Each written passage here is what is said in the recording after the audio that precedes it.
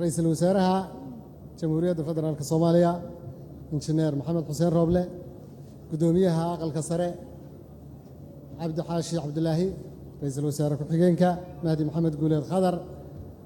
حلبان نضع سنة الردى حبناها قولها وزير ردى odayaasha dhaqanka Soomaaliland ergooyinka iyo cuqaasha kulamaan bahda saxaafadda labada guddi doorasho ee federaalka iyo siid iyo marti sharafta kale ee halkan ka soo qayb gashay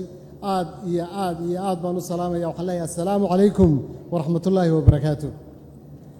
salaan kadib waxay igu barateen anigoo war saxaafadeed kala akhriya laakiin maanta kaygii baan akhriyaya waxaa la isugu yimi naftii markaataydii weeye maanta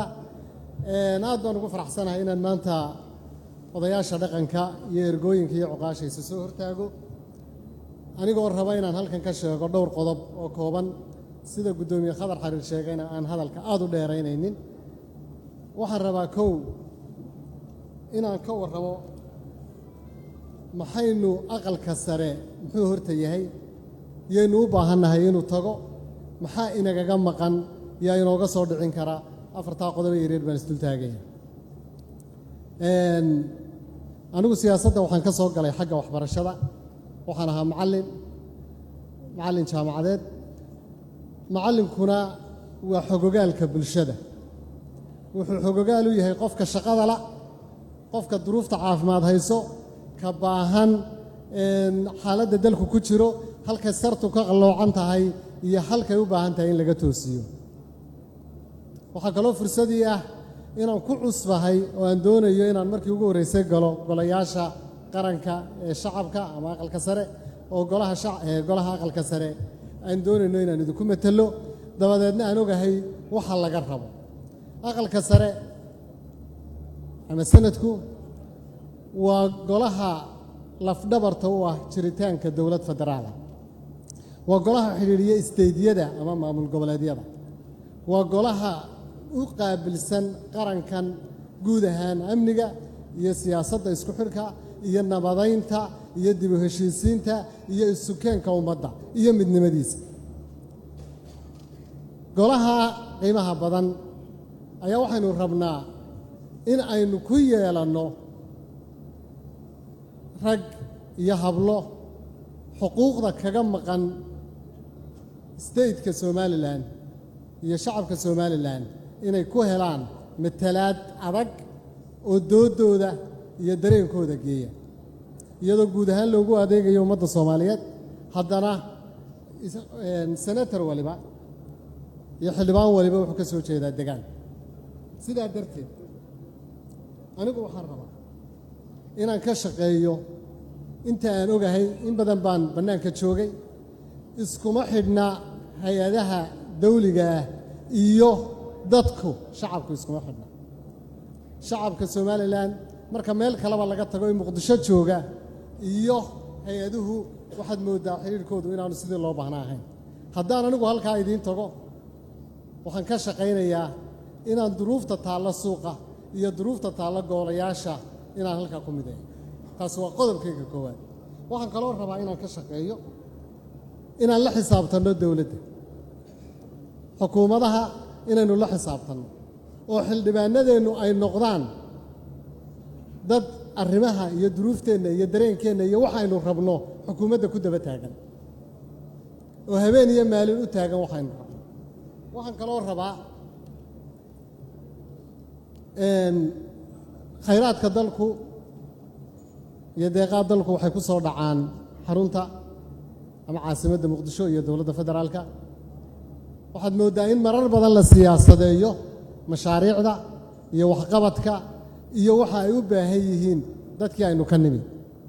waxaan halkan rabaa inaan idinka ballan qaado inaan ka shaqayno in Somaliland ay hesho waxyaabaha ay xaq u leedahay ee aanay cidna ka baryaynin maadaama shacabka Soomaaliyeed uu isku mid yahay oo isku xuquuq yahay oo qofka saylac jooga iyo qofka jooga Ras Kamboni inay labaduba helaan xuquuq isku mid ah inaan la siyaasadayn ee ay dadku helaan nolol ayaan taana idinka ballan qaadayaa haddaad tihiin odayaashii dhaqanka iyo ergooyinkii iyo cuqaashii waxaan kaloo rabaa halkan aan ka ballan qaado dhalinyaradu